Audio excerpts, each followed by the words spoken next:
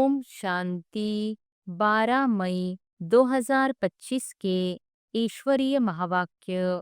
पहले एक नजर मुरली के मुख्य पॉइंट पर।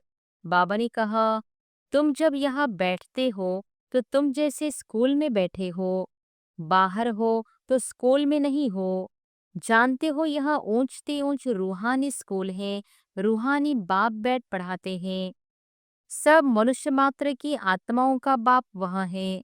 वह आकर शरीर का लोन लेकर तुमको समझा रहे हैं।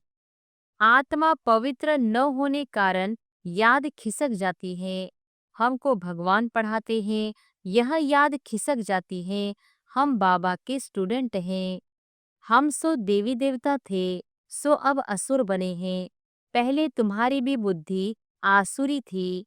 अब बाप ने ईश्वरीय बुद्धि दी है, परंतु फिर भी कोई कोई की बुद्धि में बैठता नहीं है, भूल जाते हैं। और फिर बाबा ने कहा, जिन्हें नशा चढ़ा हुआ होगा उन्हें किसका कल्याण करने के सिवाय दूसरी कोई बात करना भी अच्छा नहीं लगेगा। हम पहले फूल थे, फिर माया कांटा बना दिया, अब फिर फूल बनते हैं। ऐसी ऐसी बातें अपने से करनी चाहिए।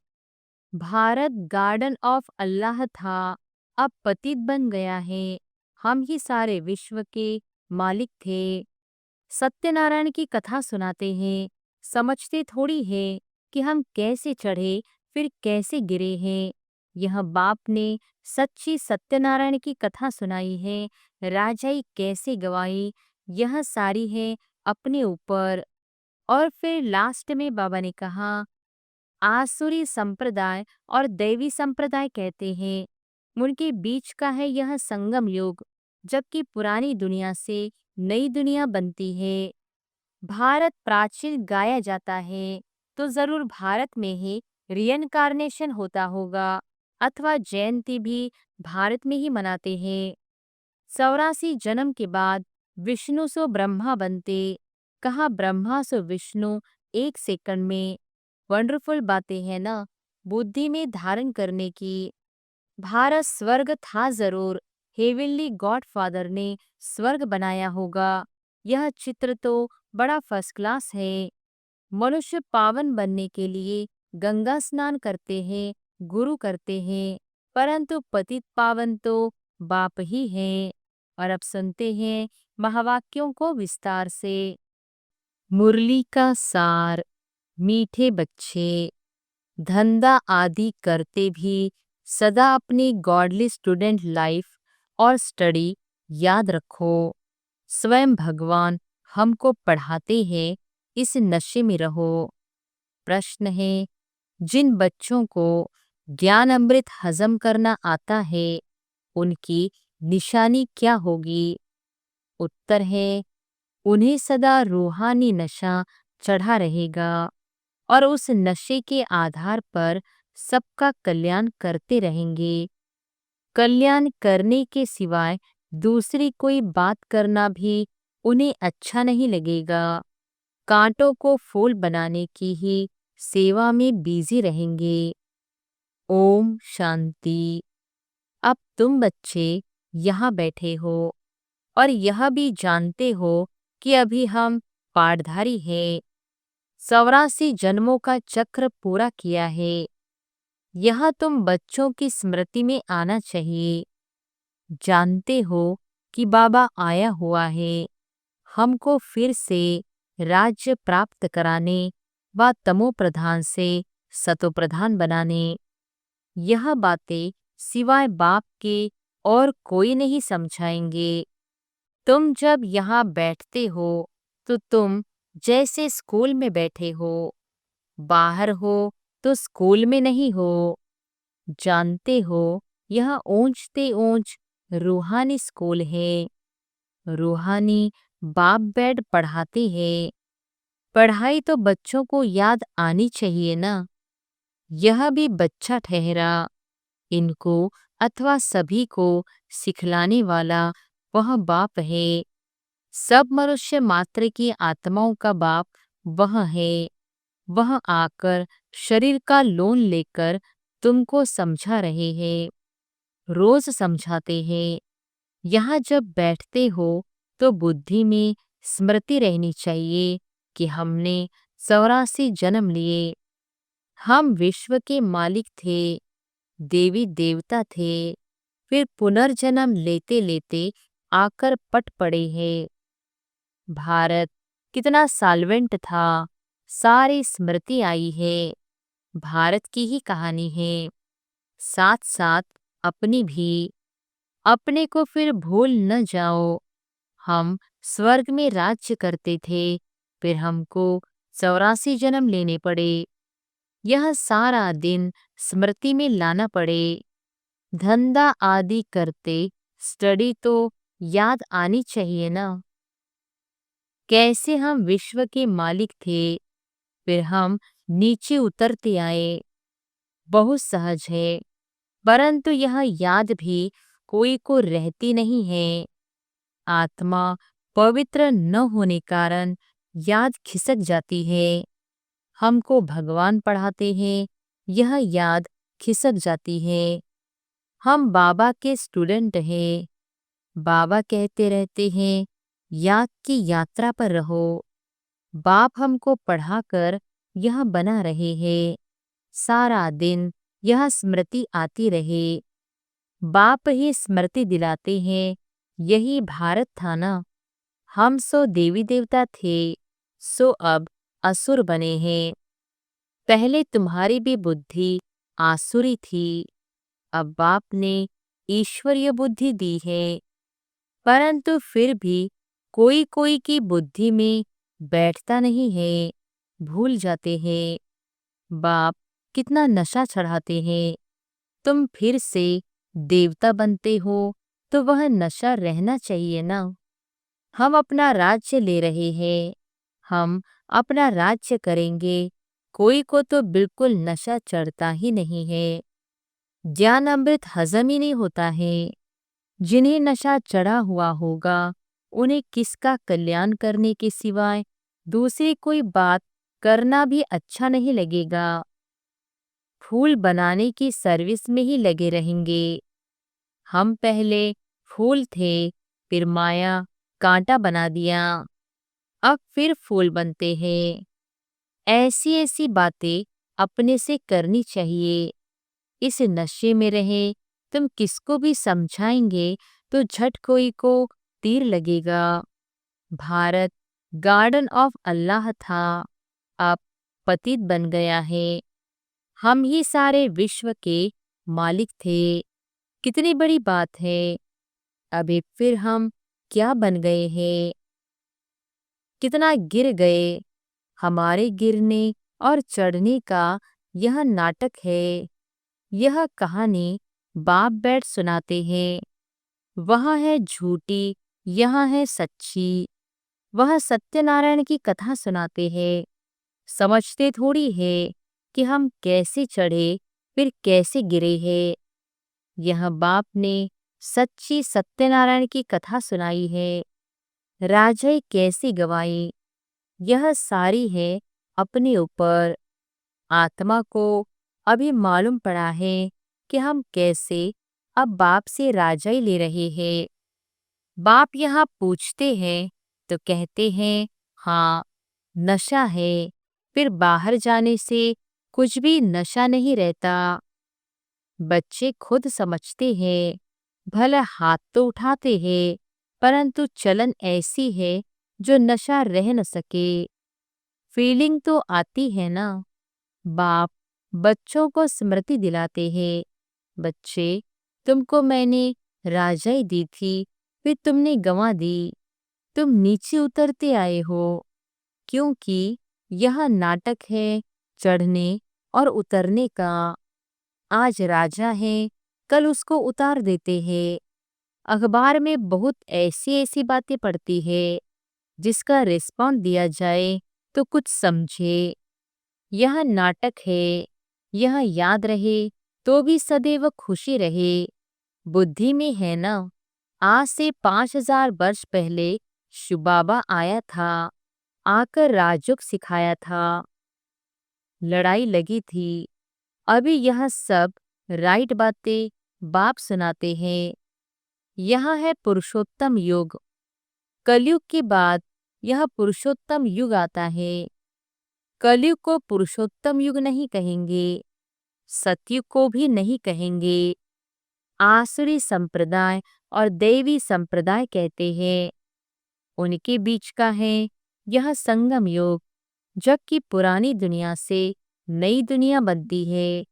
नई से पुरानी होने में सारा चक्र लग जाता है। अभी है संगम युग। सतयुग में देवी देवताओं का राज्य था, अब वह है नहीं। बाकी अनेक धर्म आ गए हैं। यह तुम्हारी बुद्धि में रहता है। बहुत है जो 6-8 मास 12 मास पढ़कर फिर गिर पड़ते हैं, फेल हो पड़ते हैं। भले पवित्र बनते हैं, परंतु पढ़ाई नहीं करते तो फंस पड़ते हैं। सिर्फ पवित्रता भी काम नहीं आती। ऐसे बहुत सन्यासी भी हैं, वह सन्यास धर्म छोड़ जाए गृहस्थी बन जाते हैं, शादी आदि कर लेते हैं। तो अब बाप बच्चों को समझाते हैं, तुम स्कूल में बैठे हो, यह स्मृति में है, हमने अपनी राजाई कैसी गंवाई, कितने जन्म लिए। अब फिर बाप कहते हैं, विश्व के मालिक बनो, पावन जरूर बनना है। जितना जास्ती याद करेंगे उतना पवित्र होते जाएंगे, क्योंकि सोने में खाद पड़ती है, वह निकले कैसे।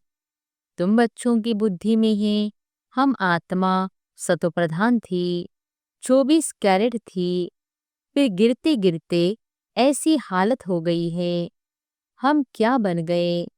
बाप तो ऐसे नहीं कहते कि हम क्या थे, तुम मनुष्य ही कहते हो, हम देवता थे। भारत की महिमा तो है ना। भारत में कौन आते हैं, क्या ज्ञान देते हैं, यह कोई नहीं जानते। यह तो पता होना चाहिए ना कि लिबरेटर कब आते हैं। भारत प्राचीन गाया जाता है तो जरूर भारत में ही रियनकार्नेशन होता होगा, अथवा जयंती भी भारत में ही मनाते हैं। जरूर फादर यहाँ आता है। कहते भी हैं भागीरथ तो मनुष्य शरीर में आया होगा ना। फिर घोड़े गाड़ी भी दिखाते हैं, कितना फर्क है। श्री कृष्ण और रथ दिखाया है, मेरा किसको पता नहीं है। अभी तुम समझते हो, बाबा इस रथ पर आते हैं, इनको ही भाग्यशाली रथ कहा जाता है। ब्रह्मा से विष्णु चित्र में कितना क्लियर है। त्रिमूर्ति के ऊपर शिव, यह शिव का परिचय किसने दिया, बाबा ने ही बनवाया ना। अभी तुम समझते हो, बाबा इस ब्रह्मा रथ में आए हैं। ब्रह्मा सो विष्णु, विष्णु सो ब्रह्मा, यह भी बच्चों को समझाया है। कहा 84 जन्म के बाद विष्णु सो ब्रह्मा बनते, कहा ब्रह्मा सो विष्णु 1 सेकंड में। वंडरफुल बातें हैं ना, बुद्धि में धारण करने की। पहले पहले समझाना होता है बाप का परिचय। भारत स्वर्ग था जरूर। हेवनली गॉडफादर ने स्वर्ग बनाया होगा। यह चित्र तो बड़ा फर्स्ट क्लास है, समझाने का शौक रहता है ना। बाप को भी शौक है। तुम सेंटर पर भी ऐसे समझाते रहते हो, यहाँ तो डायरेक्ट बाप है। बाप आत्माओं को बैठ समझाते हैं। आत्माओं के समझाने और बाप के समझाने में फर्क तो जरूर रहता है। इसलिए यहाँ सम्मुख आते हैं सुनने लिए। बाप ही घड़ी घड़ी बच्चे बच्चे कहते हैं। भाई भाई का इतना असर नहीं रहता जितना बाप का रहता है। यहाँ तुम बाप के सम्मुख बैठे हो, आत्माएं और परमात्मा मिलते हैं तो इसको मेला कहा जाता है। बाप सम्मुख बैठ समझाते हैं तो बहुत नशा चढ़ता है। समझते हैं बेहद का बाप कहते हैं, हम उनका नहीं मानेंगे। बाप कहते हैं हमने तुमको स्वर्ग में भेजा था, फिर तुम 84 जन्म लेते लेते पतित बने हो, फिर तुम पावन नहीं बनेंगे। आत्माओं को कहते हैं, कोई समझते हैं बाबा सच कहते हैं, कोई तो झट कहते बाबा हम पवित्र क्यों नहीं बनेंगे। बाप कहते हैं मुझे याद करो तो तुम्हारे पाप कट जाएंगे, तुम सच्चा सोना बन जाएंगे। मैं सभी का पतित पावन बाप हूँ, तो बाप की समझानी और आत्माओं की बच्चों की समझानी में कितना फर्क है। समझो, कोई नए आ जाते हैं, उनमें भी जो यहाँ का फूल होगा तो उनको टच होगा। यह कहते ठीक है, जो यहाँ का नहीं होगा तो समझेगा नहीं। तो तुम भी समझाओ, हम आत्माओं को बाप कहते हैं, तुम पावन बनो। मनुष्य पावन बनने के लिए गंगा स्नान करते हैं, गुरु करते हैं, परंतु पतित पावन तो बाप ही है। बाप आत्माओं को कहते हैं कि तुम कितने पतित बन गए हो, इसलिए आत्मा याद करती है कि आकर पावन बनाओ। बाप कहते हैं मैं कलप कलप आता हूँ, तुम बच्चों को कहता हूँ यह अंतिम जन्म पवित्र बनो। यह रावण राज्य खत्म होना है, मुख्य बात है ही पावन बनने की। स्वर्ग में विष होता नहीं। जब कोई आते हैं तो उनको यह समझाओ कि बाप कहते हैं अपने को आत्मा समझ मुझ बाप को याद करो तो पावन बन जाएंगे, खाद निकल जाएगी। मन मनाभव अक्षर याद है ना। बाप निराकार है, हम आत्मा भी निराकार है।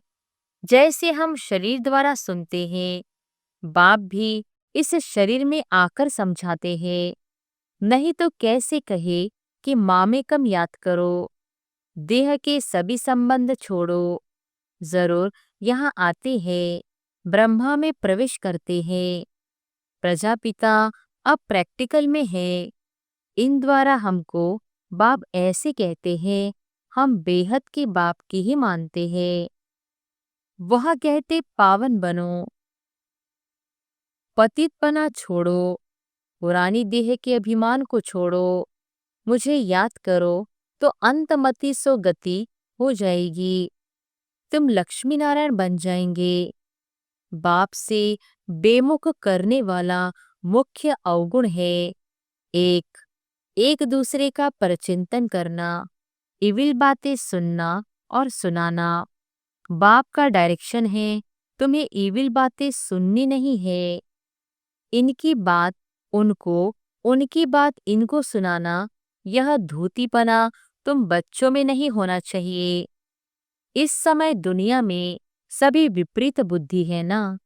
सिवाय राम के दूसरी कोई बात सुनाना उसको धूतीपना कहा जाता है। अब बाप कहते हैं यह धूतीपना छोड़ो, तुम सभी आत्माओं को बताओ कि हे सीताएं, तुम एक राम से योग लगाओ, तुम हो मैसेंजर। यह मैसेज दो कि बाप ने कहा है मुझे याद करो बस। इस बात के सिवाय बाकी सब है धूतीपना। बाप सब बच्चों को कहते हैं धूतीपना छोड़ दो, सभी सीताओं का एक राम से योग जुड़वाओ। तुम्हारा धंधा ही यह है, बस यह पैगाम देते रहो। बाप आया हुआ है, कहते हैं तुमको गोल्डन एज में जाना है, अब इस आयरन एज को छोड़ना है। तुमको वनवास मिला हुआ है, जंगल में बैठे हो ना। वन जंगल को कहा जाता है। कन्या की जब शादी होती है तो वन में बैठती है, फिर महल में जाती है। तुम भी जंगल में बैठे हो, अब ससुर घर जाना है, इस पुरानी देह को छोड़ना है। एक बाप को याद करो, जिनकी विनाशकाले प्रीत बुद्धि है वह तो महल में जाएंगे, बाकी विपरीत का है वनवास, जंगल में वास है। बाप तुम बच्चों को भिन्न भिन्न रीति से समझाते हैं, जिस बाप से इतने बेहद की बादशाही ली है, उनको भूल गए हो, तो वनवास में चले गए हो। वनवास और गार्डनवास बाप का नाम ही है, बागवान। परंतु जब कोई की बुद्धि में आए, भारत में ही हमारा राज्य था, अभी नहीं है, अभी तो वनवास है, फिर गार्डन में चलते हैं। तुम यहाँ बैठे हो तो भी बुद्धि में है, हम बेहद के बाप से अपना राज्य ले रहे हैं। बाप कहते हैं मेरे साथ प्रीत रखो, फिर भी भूल जाते हैं। बाप उल्हाना देते हैं, तो मुझ बाप को कहाँ तक भूलते रहेंगे? फिर गोल्डन एज में कैसे जाएंगे? अपने से पूछो, हम कितना समय बाबा को याद करते हैं? हम जैसे कि याद की अग्नि में पड़े हैं, जिससे विकर्म विनाश होते हैं। एक बाप से प्रीत बुद्धि होना है। सबसे फर्स्ट क्लास माशुक हैं, जो तुमको भी फर्स्ट क्लास बनाते हैं। कहाँ थर्ड क्लास में बकरियों मिसल ट्रैवल करना, कहाँ एयर कंडीशन में कितना फर्क है।